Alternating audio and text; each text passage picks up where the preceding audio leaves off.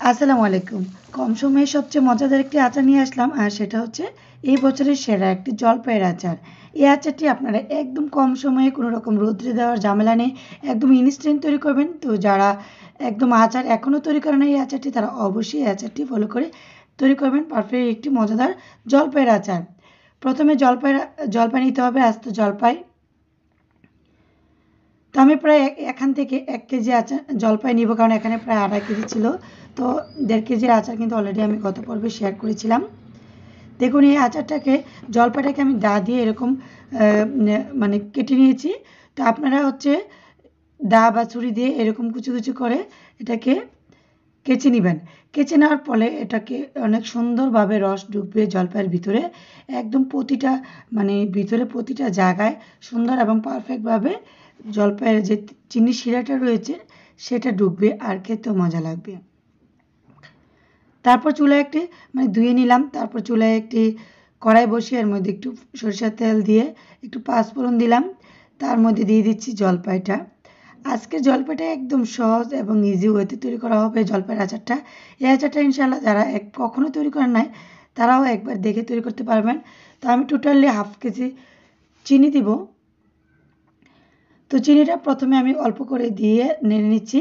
তো নেড়ে চেড়ে আমি তেলও কিন্তু কম করে দিয়েছি। তারপর দিয়ে দিচ্ছি পাঁচফোড়নের গুঁড়া। এটাকে গত এপিসোডে আমি জলপাইয়ের একটা আচার রেসিপি শেয়ার করেছিলাম, তখন মশলাটা কীভাবে তৈরি করতে হবে দেখিয়ে নিয়েছি।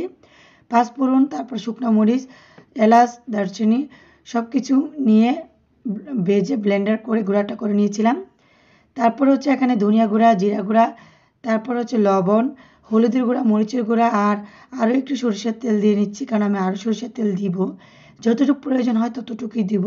এই চিনিটা কিন্তু কোনো রকম পানি দেবো না, এর মধ্যে গলবে। আর আপনারা চাইলে কিন্তু কম তেলও করতে পারেন, সেটা হচ্ছে পানি দিয়ে হচ্ছে চিনিটা শিরা করে নেবেন। সেটা হচ্ছে জলপাইয়ের মোরব্বা আচারও বলা যাবে। তো যাই হোক, চিনি দিয়ে আমি চুলার আঁচটা একদম লো করে রাখবো, এতে করে এই ব্যাপারটাই কিন্তু অল্প সামান্য একটু পানি উঠবে, সেই পানিতে চিনিটা গলে যাবে, গলে শিরায় পরিণত হবে। এর মধ্যে কিন্তু আমাদের জলপাইয়ের প্রতিটি কোণায় কোণায় কিন্তু মিষ্টিটা ঢুকবে আর মশলাটাও ঢুকবে।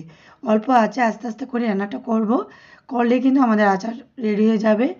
আর হচ্ছে তেলটা আমি তো প্রথমেই বললাম, আপনারা যতটুকু পরিমাণ তেল খাবেন ততটুকুই তেল দিবেন, কারণ জলপাইতে কিন্তু ডুবো তেলেও বানানো যাবে, আবার কম তেলেও বানানো যাবে এই আচারটা। তো আমি কিন্তু তৈরি করা সেই মশলাটা আবারও দিয়ে নিচ্ছি। এই মশলাটা 2-3 বার দিব। আর লবণটা আপনাদের স্বাদ মতো দিবেন, কারণ হচ্ছে এই জলপাইয়ের আচারে কিন্তু সাধারণত একটু লবণ লাগে বেশি, কারণ এটা যেহেতু টক আচার, টক জলপাই থাকে সেক্ষেত্রে একটু লবণটা বেশি দেওয়া লাগে। দেখুন অল্প আঁচে ঢেকে রাখাতে কিন্তু মিষ্টিটা উঠে গেছে। এ পর্যায়ে আমি আরও একটু লবণ, হলুদ, মরিচের গুঁড়া, তারপরে 4-5টা আস্ত শুকনো কাঁচা মরিচ দিয়ে নিলাম,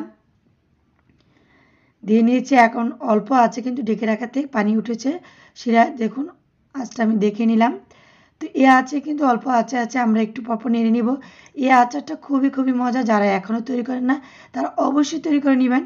আর হচ্ছে আপনারা দা দিয়ে এই যে এরকম খাস কাটাটা করে নেবেন বা কিছু করে। এই দেখুন এই 4-5টা হচ্ছে আমার মেয়ে কেটেছিল, ও হচ্ছে গোল গোল রাউন্ড করে দিয়েছিল। রাউন্ড করবেন না, জাস্ট হচ্ছে আপনারা মানে কিচি কিচি করে কেটে নেবেন, বা কী বলে এটাকে, যাই হোক আপনারা দেখানো প্রসেস অনুযায়ী সেটাকে কেটে নেবেন, এতে করে মোরব্বার মতো, যেভাবে আমরা মোরব্বা কুচি করি সেভাবে মোরব্বার মতো কুচি করে নিব।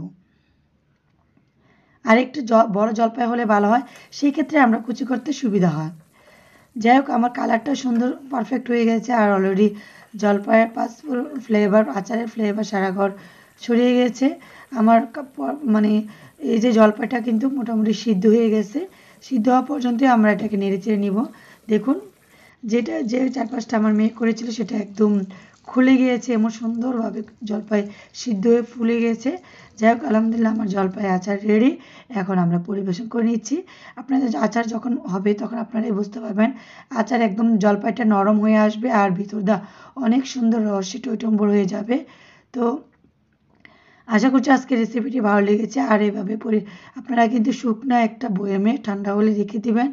নর্মাল ফ্রিজে রেখে দিলে বছর পর বছর সংরক্ষণ করতে পারবেন, অনায়াসে কিছু হবে না। আর যদি বাইরে রাখতে চান 2-1টা রৌদ্রে দিবেন, এতে করে দেখবেন কালারটা আরও সুন্দর হয়ে যাবে। দেখুন অনেক সুন্দর হয়েছে। আর আশা করছি আজকে রেসিপিটি ভালো লেগেছে। আর কার কাছে কেমন লেগেছে অবশ্যই কমেন্টের মাধ্যমে জানাবেন। ফেসবুক পেজটি ফলো করে পাশে থাকবেন আর ইউটিউব চ্যানেলটিকে সাবস্ক্রাইব করবেন। দেখুন কত সুন্দর হয়েছে আর কালারটা অনেক সুন্দর হয়েছে।